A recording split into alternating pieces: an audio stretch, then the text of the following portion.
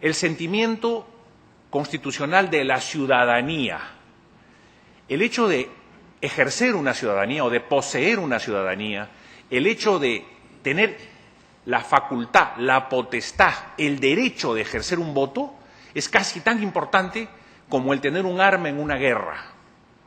El futuro del país está en manos de los ciudadanos que ejercen el derecho de voto con esa arma importantísima que es el poder votar. Esto es una cosa fundamental.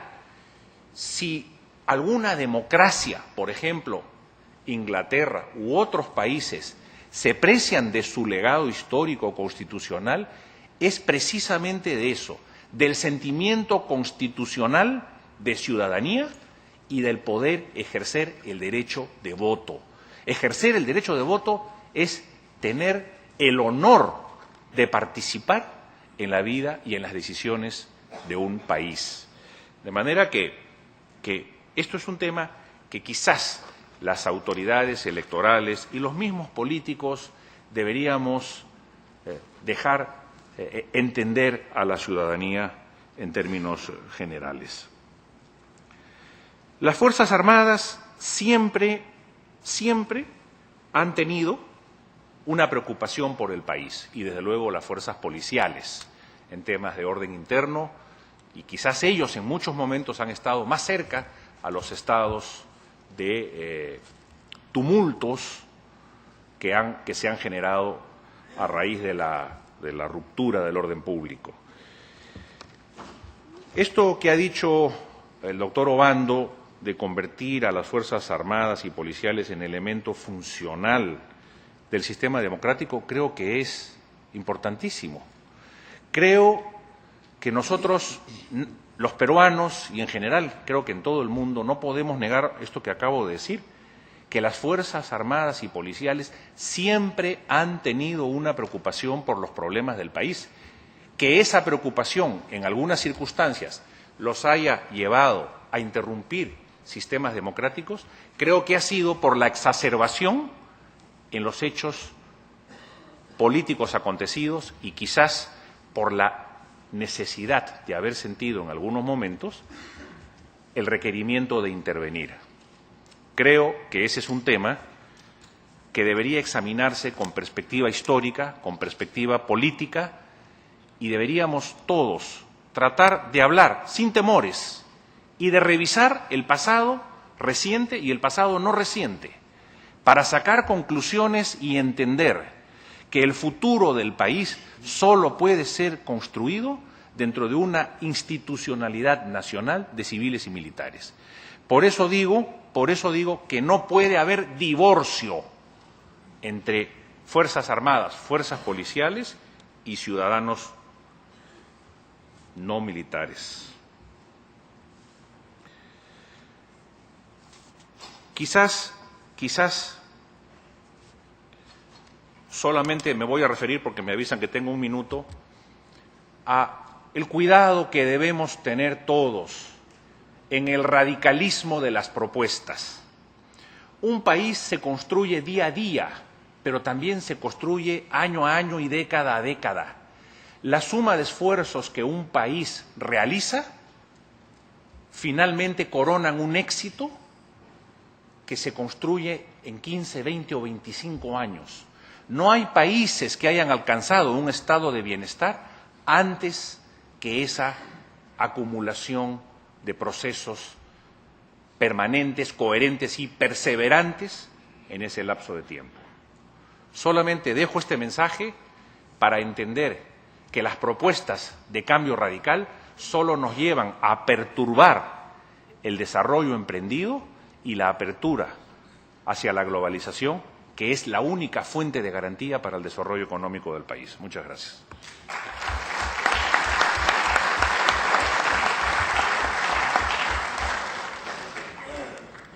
A estas alturas, y antes de darle el uso de la palabra al Teniente General Jorge Kisic, creo que justo es destacar la amplia y atenta participación de las señoritas y señores representantes de nuestra Fuerza Aérea. al resto del público pido saludar esta presencia tan destacada.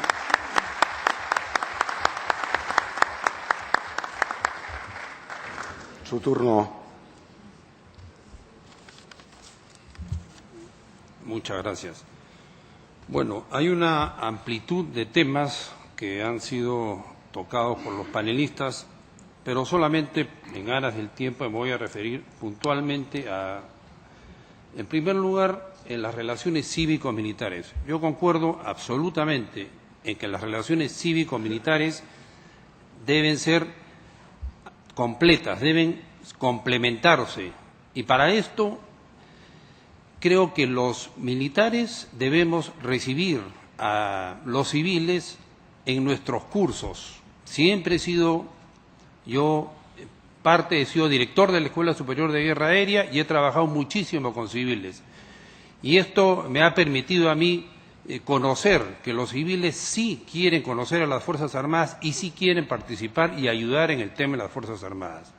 Hay un enorme desconocimiento de los civiles del tema de las Fuerzas Armadas, nos consideran como una casta aparte y eso definitivamente no somos.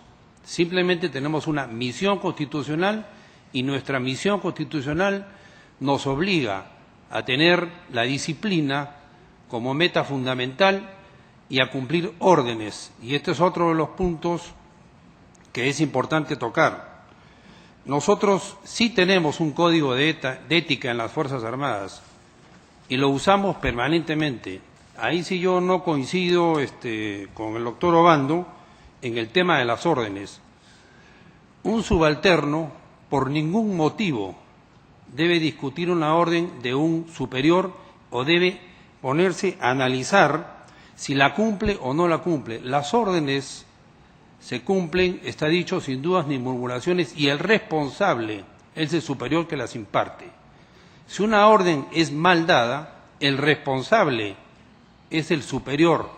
Y si una orden se refiere a la toma del Congreso, como mencionó el responsable de la toma del Congreso es el superior que llevó a la tropa o a los personales subalternos a tomar ese Congreso. No pueden ser sancionados todos los oficiales o personal subalterno o tropa que participaron en esa toma del Congreso.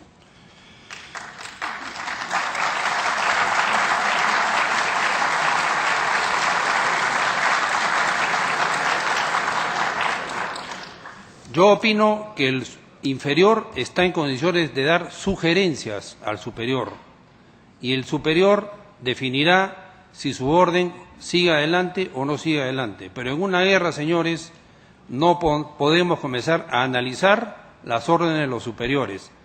Las cosas son instantáneas. En ese sentido, creo que la disciplina es la base de las Fuerzas Armadas y así debe seguir siendo. Yo considero que los oficiales en actividad, como se dijo, también no deben ser elegidos. Una cosa es votar y otra cosa es ser elegidos. Los oficiales en retiro sí deben participar en política la mayor cantidad posible porque tienen una formación y son especialistas en defensa y seguridad nacional y pueden ser personas en el Congreso o en cualquier lugar o como alcaldes, etcétera, personas que con su experiencia y su conocimiento puedan dar muchísimo a la nación. Son oficiales que se pasan toda una vida en cursos, en trabajos, tienen experiencia en el campo, comandan gente, saben conocer la gente, tienen conocimientos de logística, en fin, hay todo un background atrás de cada uno de los oficiales o personal subalterno que puede presentarse a la política, pero en el retiro.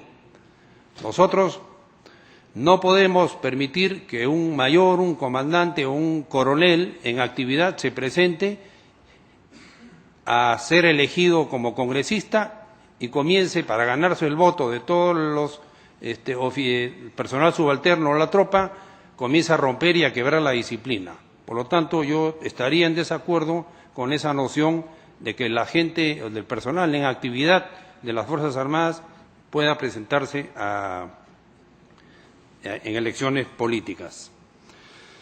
Después, el tema de la operatividad y el entrenamiento, que efectivamente estamos bajos de operatividad y tenemos problemas de entrenamiento, no depende de las Fuerzas Armadas, señores, depende del Ministerio de Economía y Finanzas y del primer ministro.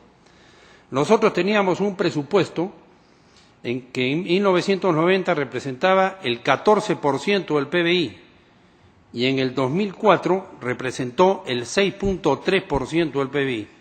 Con ese presupuesto es absolutamente imposible mantener una operatividad y un entrenamiento adecuado en cualquiera de las Fuerzas Armadas y de la Policía Nacional del Perú. Por lo tanto, nosotros estamos sujetos a que el Presidente de la República, el Ministerio de Economía y Finanzas y el Primer Ministro aprueben nuestro presupuesto. Y dentro del plan de gobierno del Frente de Centro está la recuperación paulatina de las Fuerzas Armadas. Entendemos, por supuesto, que es prácticamente imposible una recuperación inmediata, pero sí estamos seguros que invirtiendo el dinero de forma transparente, cosa que estamos también totalmente de acuerdo, nosotros no tenemos miedo a los controles. Se nos puede controlar todo lo que queremos. El tema es que nos den el dinero para invertir en lo que necesitamos y para entrenar a nuestro personal, para cuando estemos en situación de llevar a cabo la defensa nacional, podamos cumplir nuestra misión a cabalidad. Igualmente, en el manejo institucional propio, nosotros sí estoy de acuerdo en que los comandantes generales deben manejar las instituciones de acuerdo a sus criterios y de acuerdo a los planes previstos. Los oficiales en retiro no deben interferir en el manejo de las instituciones. Ellos tuvieron su oportunidad y si lo hicieron bien o mal es problema de cada uno de ellos, pero no pueden seguir en el retiro interfiriendo con el manejo de las instituciones, que los comandantes generales tienen esa responsabilidad actual. Por lo tanto, yo también estoy de acuerdo en que el ministro no necesariamente debe ser un civil, pero sí podría ser un oficial, pero tiene que ser neutral. Concuerdo en que un oficial de la Marina o del Ejército puede tirar hacia su instituto, pero creo que la capacidad de un oficial general retirado y los conocimientos que tiene podrían dar muy buenos frutos en un Ministerio de Defensa. Y, por supuesto, los asesores civiles son bienvenidos. No sé cómo ando.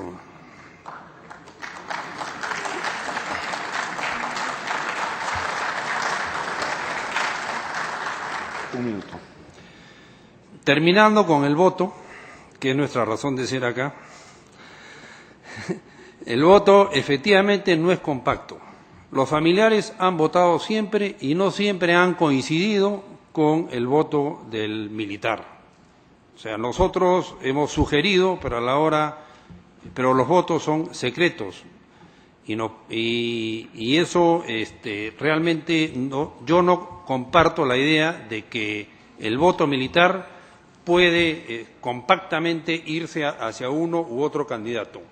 Creo que cada instituto, cada persona, como lo dijo el doctor Raúl Castro, es responsable de su voto, el voto es secreto y él sabrá elegir a quien corresponda. Muchas gracias. Es el momento de cerrar este bloque de segunda vuelta, todavía no electoral, pero sí de exposiciones, con el vicealmirante Luis Gianpietri, quien tiene naturalmente el mismo tiempo que sus colegas de mesa. Vicealmirante. Gracias, Hugo. Discrepo con mi amigo Enrique Obando. Yo creo que el dejar la expresión suya en el ambiente es un poco dejar la expresión de que las Fuerzas Armadas somos robotizados y que no tenemos conciencia ni moral, ni tenemos espíritu cristiano para hacer las cosas que no están dentro de lo legal. Creo que esto no sería justo dejarlo de esa manera. Las órdenes se cumplen sin dudas ni murmuraciones, pero una orden irregular